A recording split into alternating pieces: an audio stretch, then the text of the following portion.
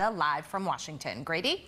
Hey, Jackie and Guy. Yeah, it doesn't have the same ring to it, does it? But Vice President Harris's record as a senator, attorney general in California, and a presidential candidate for the Democrats in 2020 is under new scrutiny now that she's the presumed nominee. Over her career in politics, she's expressed support for universal basic income programs, free community college, and a committee to study reparations for slavery. The independent government tracking website GovTrack rated Harris the second most liberal senator in the 116th Congress back when she was serving, just behind Senator Bernie Sanders. At a rally today, here's what Harris had to say about canceling student loan debt. We believe in a future where the economy works for working people. That is why we forgave student loan debt for more than 5 million Americans.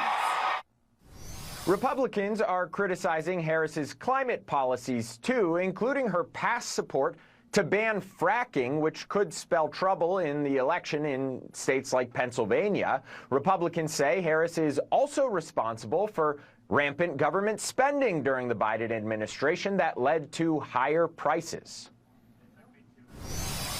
She was the tie-breaking vote for Joe Biden's American Rescue Plan, which unleashed an inflation that crippled urban families and crippled rural families. Her record is one of failure of the American people, whether you are black, Hispanic, or white.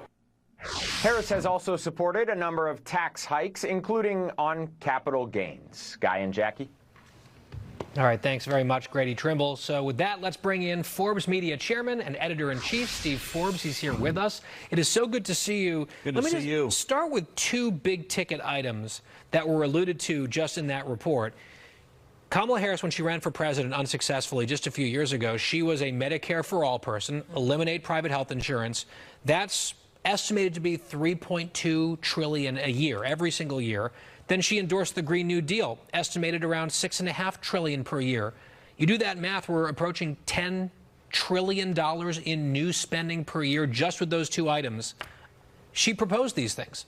Well, and it gets worse when you dig into it. As was alluded to, she wants to ban fracking. Right. So energy costs are going to go up, which means the American economy is going to do worse. The world situation is going to do worse as we become more dependent on places, nice places like Russia. She wants substantial tax increases. And on the health care side, it's not just money. It's going to hurt people's health care. Not both on availability. You go to government-dominated economies around the world where they dominate health care. Guess what? Waiting lines galore, not getting the care you need when you need it. And then here at home, regulation. It's just starting. The past year, over $1 trillion of new regulations have been put on, she should be asked, are you going to allow people to keep their car?